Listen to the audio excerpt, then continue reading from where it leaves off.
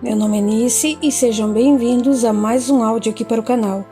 E hoje nós teremos o capítulo 19 do livro Forças para Recomeçar. Mas como o capítulo ficou muito grande, eu resolvi dividi-lo ao meio. Então, hoje nós teremos a primeira parte do capítulo, ok? Mas antes de eu começar a narração, eu peço que você deixe seu apoio ao canal. É sempre muito importante e faz com que o YouTube indique o canal para mais pessoas. Então vamos para a primeira parte do capítulo 19. Fotos contra Sérgio destroem um romance com Débora. O dia seguinte exibia um pálido nevoeiro pela manhã encobrindo o sol, mas quando o astro-rei brilhou radiante, Débora estava frente à casa da mãe de Sérgio. Seus olhos amendoados traziam a expressão de tristeza com um misto de revolta e desilusão. Descendo do carro, a jovem tocou a campainha e aguardou ser atendida. Reconhecendo-a à distância, Dona Marisa se aproximou, trazendo o rosto endurecido ao exibir insatisfação. Acompanhando a senhora, a pouca distância, estava Sueli, irradiando curiosidade imensa. Sem imaginar de quem se tratava, Débora não se importou e foi direta ao assunto. Bom dia, Dona Marisa. Desculpe-me vir sem avisar, mas eu não poderia adiar o que tenho a fazer. Falou bem séria. Bom dia, Débora. Em que posso te ajudar? Os olhos de Sueli se arregalaram, mas ela silenciou totalmente ao ouvir Débora contar. Nessa mala tem algumas coisas que pertencem ao Sérgio. Sua voz embargou, mas ela foi firme e não chorou. São roupas e objetos pessoais que ele deixou no meu apartamento. É provável que a senhora acredite que eu devo entregar na casa dele, mas... Sua voz travou novamente. Mesmo assim, concluiu. Depois do que presenciei, não quero vê-lo mais. Dona Marisa ficou intrigada e puxou quase automaticamente a alça da mala que Débora colocava em suas mãos, deixando as rodinhas deslizarem portão adentro. Sem conter a curiosidade, a mulher perguntou. Mas o que aconteceu de tão grave para não querer ver o Sérgio? Educada, mas contendo o travo de amargura na voz quase vacilante, Débora contou. No sábado pela manhã, o Sérgio foi até meu apartamento. Naquele dia eu sabia que a senhora e o senhor Inácio iriam até a casa dele para ver onde mora e nós nos conhecermos melhor. Só que lá no apartamento, repentinamente, o Sérgio teve uma crise de intolerância com o que eu aconselhava. Disse-me coisas frias e calculistas, mesmo quando eu pedi desculpas pelo que havia falado. Mas ele planejou tudo. O que dizia era pensado em seu benefício, pois tinha outros planos. Eu estava chorando e implorando para que ficasse, para conversarmos, mas o Sérgio virou as costas e saiu. Entrei em desespero, chorei muito. Não demorou e minha irmã, a Yara, foi me visitar. Quando contei o que tinha acontecido, a Yara me fez tomar um banho, trocar-me e sair com ela, pois achou que eu não merecia aquilo. Só que teve uma condição. A Yara me obrigou a deixar o celular no apartamento. Ela ligou para alguns amigos e amigas e saímos todos para nos divertirmos. Porém, eu não conseguia deixar de pensar no Sérgio. Era madrugada quando retornei ao meu apartamento. A Yara foi direto para o telefone, pois iria dormir lá. Quando olhei, havia recados em meu celular. Ao ouvir o primeiro, achei o Sérgio aflito quando pediu para eu entrar em contato com ele. Nem ouvi os outros recados e mal falei com a minha irmã que estava ao telefone. Fiquei preocupada. Decidi não telefonar. Peguei meu carro e fui até a casa dele. Por ter as chaves, entrei sem chamar e o encontrei em seu quarto, dormindo e abraçado com a Rita, minha melhor amiga. Débora suspirou fundo antes de prosseguir. Não sei o que a senhora pensa sobre isso, mas eu amo Sérgio. Adoro a Rita mais do que as minhas irmãs. Nesse instante, lágrimas correram. Eram as pessoas em quem mais eu confiava neste mundo. Não suporto traição, e é por isso que não quero vê-lo. Não existem desculpas ou explicações para o que eu vi. Nem sei o que dizer, Débora. Falou Dona Marisa com voz fria, esforçando-se para expressar algum tom de lamento, mas não conseguia. Estive lá naquela noite, como combinamos. Assim que cheguei, não gostei de ver essa Rita estendida no sofá. Vi que o Sérgio estava embaraçado, inquieto com a minha presença. Tinha esquecido que iríamos lá. Fiquei indignada quando fui até a suíte dele e vi as roupas íntimas da moça jogadas no chão. Aquele relato deixou Débora mais perplexa e amargurada, experimentando uma dor indizível do enorme ferimento que cravava em sua alma bondosa e generosa. Quanta desilusão! Aproveitando a pausa, ela a avisou antes que chorasse. Então é só isso, Dona Marisa. Espero que me entenda e desculpe-me pelo incômodo. Agora preciso ir. Sou eu que peço desculpas por pensar que você fosse de outro jeito e estivesse de acordo com aquilo. Acho que agora entende por que sou rigorosa com ele. Por isso meu filho não me aceita. Tudo bem. Leve sorriso forçado e falou. Até um dia. Ao estender a mão para se despedir de Dona Marisa, a jovem ouviu. Débora? Por favor, eu preciso falar com você. Pediu Sueli sob a influência de espíritos inferiores, aceitando os pensamentos rápidos que lhe surgiram e disfarçando suas verdadeiras intenções e venenoso pretexto. Olhando para Dona Marisa, pediu com um jeito macio na voz. Eu gostaria de conversar com ela sós. Pode ser?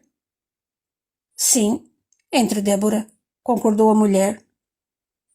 Não, disse Sueli. A Débora está muito sentida por tudo o que aconteceu e eu sei o que é isso. Tenho outra ideia. Não estou entendendo. Você é... questionou Débora. Confia em mim. Pediu, aproximando-se, praticamente abraçando-a ao repousar a mão em seus ombros e a conduzindo. Sem trégua, solicitou gentilmente. Feche seu carro e vamos caminhar um pouco. Olhando novamente para Dona Marisa, avisou com um sorriso. Depois conversamos. Por um instante, Débora se sentiu atordoada pelo efeito de energias espirituais inferiores, deixando-se conduzir. Andando a passos lentos, foram se distanciando do veículo enquanto Sueli falava de modo educado. Eu quero conversar com você, mais longe da Dona Marisa. Avisou com brandura. Sei exatamente o que está sentindo, pois passei pela mesma situação, ou talvez pior. Quando Débora ia fazer uma pergunta, Sueli usou um tom carinhoso na voz leve, percebendo humilhar-se ao pedir. Por favor, primeiro quero que me perdoe. Não desejo qualquer mal a você e... Imediatamente, lágrimas falsas, dignas de uma representação teatral, rolaram na face da moça, que parou frente a Débora e explicou. Eu fiz algo muito errado, mas não imaginava consequências tão sérias contra você. Mas se me ouvir, irá compreender totalmente. Fez algo contra mim? Mas quem é você? Nesse ponto da conversa, estavam sob uma árvore bem frondosa quando pararam e a moça pegou as pálidas mãos da outra ao revelar. Meu nome é Sueli. Fui namorada do Sérgio e ainda sou muito amiga da família. Ao vê-la franzir a testa como um sinal de desagradável surpresa, Sueli a envolveu com fala meiga, parecendo rebaixar-se na postura, tamanha era a humildade que representava, e quase sussurrando. Pelo amor de Deus, me perdoe. Se não puder me perdoar, ao menos me ouça. O que quer de mim? Indagou Débora, completando em seguida. Se queria me separar do Sérgio, ele já está livre. Sinta-se à vontade. Não, não é nada disso, exclamou murmurando. O Sérgio provavelmente disse coisas terríveis a meu respeito. Ele não quer nem que eu tenha amizade com a Dona Marisa. Não suporta me ver e... E? O quê? Ele tem seus motivos, mas não são verdadeiros. Veja bem, Sueli. Débora tentava relutar. Eu tenho muita coisa para fazer hoje e não há qualquer razão para continuarmos com essa conversa inútil. Assim, primeiro preciso que saiba. Ao atender a sua ligação ao celular naquele dia, eu pensei em poupá-la de cair nas armações do Sérgio. Jamais poderia imaginar que estivesse dirigindo e fosse bater o carro. Foi estupidez minha inventar aquela história e representar daquela forma. Mas não pude pensar em outra coisa. Débora ficou vacilante. As inspirações de sua mentora Olívia e de espíritos amigos provocavam-lhe repulsa àquela conversa e vontade de ir embora. Mas a jovem, talvez por educação, demorava-se tempo demais e recebia influências de desencarnados que pretendiam prejudicar e desequilibrar Sérgio através dela, que não sabia quantas dores, ultrajes e rebaixamento moral sofreria ao se deixar envolver por aquela conversa. Sueli atraiu sua atenção ao dizer: eu sei o quanto é horrível ver quem amamos deitado ao lado de outra. A traição é a pior coisa que alguém pode fazer. Se ao menos não tivéssemos mais compromisso. Isso aconteceu entre você e o Sérgio? Por acaso o pegou com outra mulher? Foi pior do que isso. Eu o peguei dormindo com a própria irmã. O quê? Gritou ela, indignada e incrédula. É verdade. Eu posso te provar. Afirmou, olhando-a firme nos olhos. A mentora Olívia e espíritos amigos perderam o alcance das vibrações da pupila que se inclinou às inspirações de espíritos inferiores com suas sugestões e vibrações tenebrosas, fazendo-a alongar a conversa ao desejar provas e ficar enojada com Sérgio antes de ouvir sua versão. Isso é um absurdo. Como pode pensar que vou acreditar em algo assim? Eu disse que posso provar, exclamou bem firme, logo propôs. Eu não poderia dizer isso perto da dona Marisa. Ela não sabe que o Sérgio e a Lúcia se relacionavam. Acho que essa pobre mulher morreria pelo incesto. Com a respiração ofegante e modos inquietos, Débora suspeitou, mas desejava ver as evidentes demonstrações que a ouvira afirmar. Essa é uma acusação muito grave, Sueli. Será sua palavra contra a dele, se não tiver como provar. Venha comigo. O quê? Eu moro ali, naquela segunda casa. Vamos até lá e eu te mostro as provas. Envolvida por intensas energias inferiores dos espíritos vingativos, Débora não conseguia refletir e, sem pensar, aceitou o convite. Na casa de Sueli, a jovem se encontrava no quarto da moça, que fechou a porta e caminhou até um armário, abrindo-o e tirando uma caixa que colocou sobre a cama. Virou-se para Débora, que parecia nervosa, e pediu calmamente ao bater a mão sobre sua cama. Sente-se aqui, será melhor. Revirando a caixa, apanhou um saco de tecido aveludado, tirou de dentro uma máquina fotográfica e algumas fotos impressas em papel apropriado. Voltando-se para a outra com frieza e impiedade, entregou-lhe as 3 fotografias. Olhando-as, Débora começou a tremer, ficou pálida, assombrada e incrédula, enquanto Sueli, em um tom quase frio e palavras vagarosas, contou. Essa é a Lúcia. Nós éramos muito amigas, por isso estávamos sempre juntas e frequentávamos a casa uma da outra. Eu e o Sérgio começamos a namorar. Com o tempo percebi a Lúcia triste, deprimida e quase não falava mais comigo. Tentei saber o que era, mas ela não falava. Um dia toda a família estava viajando. O Tiago não foi por causa do serviço e o Sérgio também. Então insisti para irmos a uma festa. A Lúcia estava animada. Era o aniversário de um grande amigo. Eu levei minha câmera fotográfica digital e tiramos muitas fotos. Brincamos bastante e, resumindo, voltamos para casa de madrugada. Dormi um pouco, mas assim que levantei fui ver as fotos na própria máquina. Algumas ficaram engraçadas e decidi ir até a casa de Sérgio para mostrar a ele e a Lúcia. Eu tinha as chaves e entrei sem chamar. Fui até o quarto e o que vi foi inacreditável.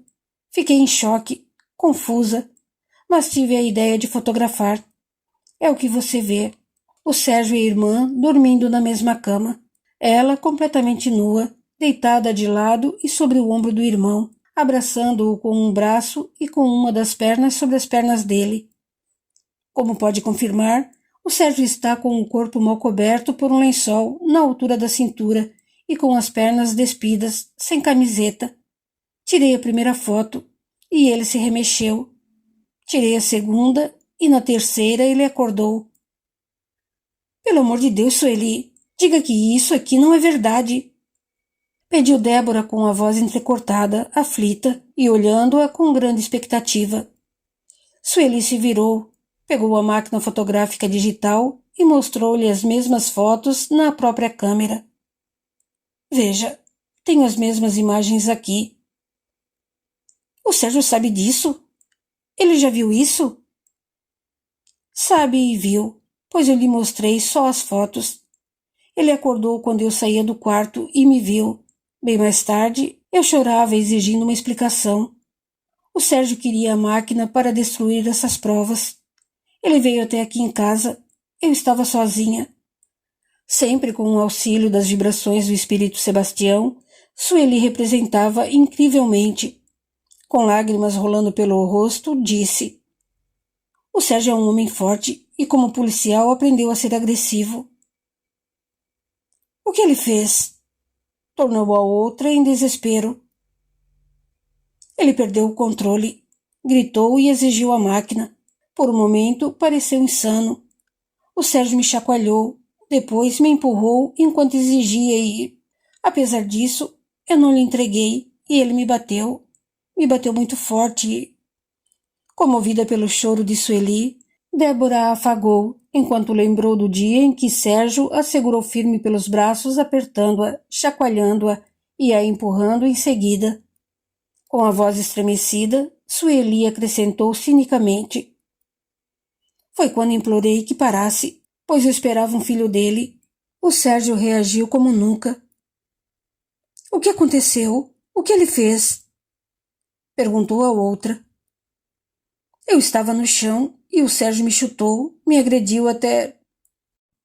Longa pausa proposital, e Sueli continuou. Passei muito mal e... eu perdi meu bebê. Débora lembrou-se de Sérgio pedir que evitassem ter um filho. Imediatamente indagou. E sua família, ou a dele, não a viu machucada? Lógico que não, Débora.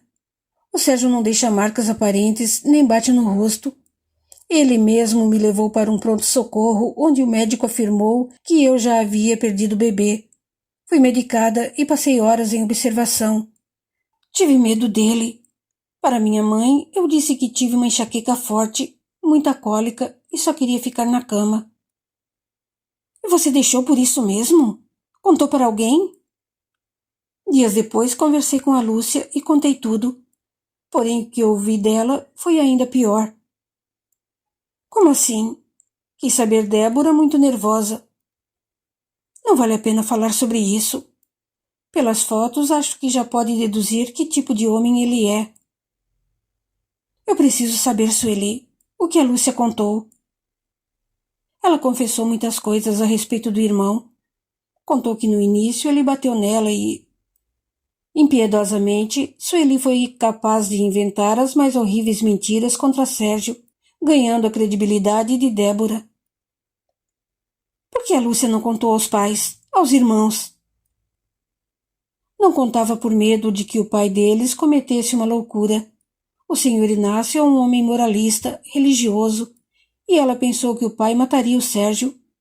Por outro lado, ela era ameaçada por ele e temia sofrer mais agressões. Por isso calou-se e sofria muito com o que precisava suportar do próprio irmão. Algo tão baixo e repugnante. Sueli chorou. Conversamos algumas vezes sobre isso e a Lúcia me disse que queria morrer. Fiquei com tanto ódio do Sérgio que terminei nosso namoro, mas ele não me dava sossego, não aceitava. Depois do aborto que sofri por suas agressões, eu me afastei, porém não deixei de ser amiga da Lúcia. Quanto mais o tempo passava, mais ela se apresentava muito triste e bem deprimida. Daí, um dia, tentando animá-la, eu a chamei para umas compras, e a Lúcia desabafou coisas horríveis sobre as atitudes do Sérgio com o abuso sexual e... Breve pausa e contou. Foi nesse dia que fomos assaltadas. Havia 2 homens em uma moto e já tinham pego o que queriam e iam embora, mas a Lúcia repentinamente reagiu. Reagiu para ser morta, se suicidar e acabar com o sofrimento com o abuso do irmão. Não pude deixar de ser amiga da dona Marisa. Não imagina como ela sofreu com a morte da filha. Contou a ela? Não. Alguns segundos e falou. Sabe, às vezes acho que a dona Marisa desconfia de alguma coisa, pois ela é tão rigorosa com ele. E a minha única segurança são essas provas na câmera. Mostrou as fotos para ele? Insistiu. Sim, fiz isso para o Sérgio me dar sossego. Por isso ele me odeia tanto. Eu não queria que outra pessoa sofresse o que sofri. Ouvir promessas de casamento, juros de amor e depois descobrir um homem sem caráter, sem moral, vil. Alguns instantes e Débora argumentou.